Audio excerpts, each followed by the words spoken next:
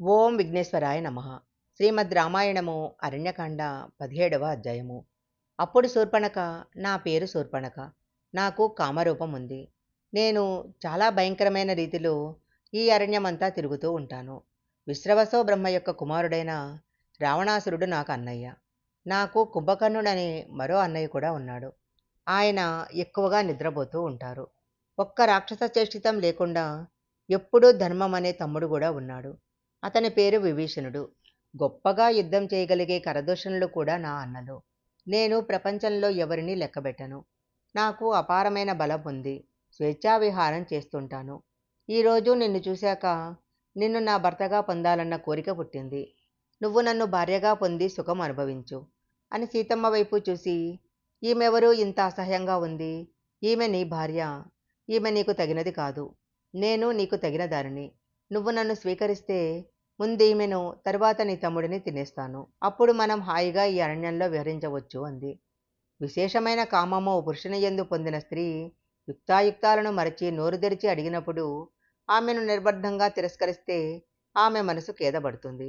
ఒక ఆడదాని మనసు బాధపడేటట్లు మాట్లాడకూడదు కాబట్టి కాసేపు అటూ ఇటూ తిప్పితే ఆమెకు విసుగొచ్చి వెళ్ళిపోతుంది అనుకొని చిన్న చిరునవ్వుతో రాముడిలా అన్నాడు. నాకు వివాహం అయిపోయింది. నా భార్య మీద నాకు చాలా ప్రేమ ఉంది. ఆమెను విడిచిపెట్టి నేను నిన్ను ఎలా స్వీకరిస్తాను? రెండవ భార్యగా ఉండటానికి ఆడవాళ్ళు ఇష్టపడరు. అందుకని అన్ని విధాల నాలా ఉన్న తేజస్సు కలిగిన, చాలా కాలం స్త్రీ సుఖానికి దూరంగా ఉన్నవాడైనా నా తమ్ముడు కోరుకుంటే ఆయనకు భార్యగా ఉండు అన్నాడు. అప్పుడు ఆ శూర్పణఖ లక్ష్మణుడి దగ్గరకు వెళ్ళి, నీకు తగినటువంటి భార్యను నేను. నువ్వెంత కాంతిగా ఉంటావో నేను అంతే కాంతిగా ఉంటాను. నువ్వు అందంగా యవ్వనంలో ఉన్నావు. నేను కూడా అందంగా యవ్వనంలో ఉన్నాను. అందుకని మనిద్దరము సంతోషంగా కాలం గడుపుదాము. నన్ను స్వీకరించు అంది. అప్పుడు లక్ష్మణుడు, నేనే ఒక దాసుడిని.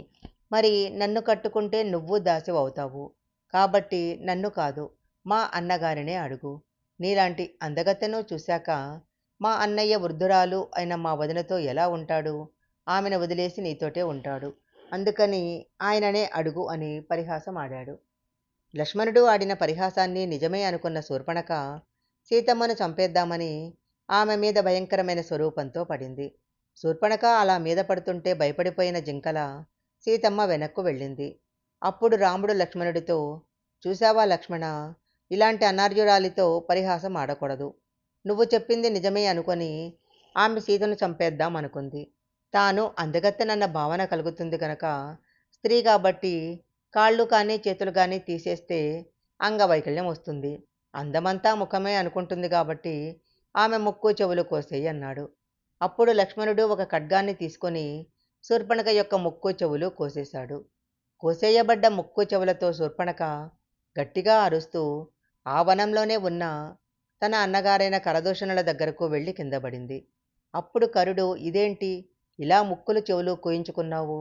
తన పక్కన నిశ్శబ్దంగా వెళ్ళిపోతున్న రాచుపాముని గోళ్లతో గీరినవాడు ఎవడు? నిన్ను ముట్టుకున్నవాడు ఎవడు? వాడు ఈ పృథ్వీలో ఎక్కడున్నా బ్రతకడు. నా బాణాల చేత వాడి రక్తాన్ని బయటికి తీస్తాను. ఇప్పుడే చెప్పు, వాడెక్కడున్నాడు అని అడిగాడు. అప్పుడు ఆ శూర్పణఖ ఇలా చెప్పింది. ఇక్కడికి దగ్గరలో ఇద్దరు అన్నదమ్ములున్నారు. నారచీరలు కట్టుకున్నారు. మంచి యవ్వనంలో ఉన్నారు. కందమూలాలు తింటూ తాపసులుగా ఉంటున్నారు. ధర్మంతో ప్రవర్తిస్తున్నారు. దశరథ మహారాజు కొడుకులమని చెప్పారు. వాళ్ల పేర్లు రామలక్ష్మణులు. వాళ్లను చూస్తుంటే గంధర్వులనాలో రాజకుమారులనాలో నాకు తెలియటం లేదు. అంత అందంగా ఉన్నారు. వారు ఒక చక్కటి ఆశ్రమాన్ని నిర్మించుకొని అక్కడ ఉంటున్నారు. కానీ వాళ్ళ మధ్యలో ఒక అందమైన స్త్రీ ఉంది. ఆమె కారణంగానే నా ముక్కు చెవులు కోసేశారు. నాకు ఒక్కటే కోరిక ఉంది. నువ్వు ఆయనను నా నాకు ఒక్కటే కోరికుంది. నువ్వా రాముడిని సంహరించాలి. ఆయనలో నుంచి నురగతోటి బుడగలతోటి వేడినెత్తురు బయటికొస్తుంటే నా దోసిళ్లతో పట్టుకొని తాగాలని ఉంది.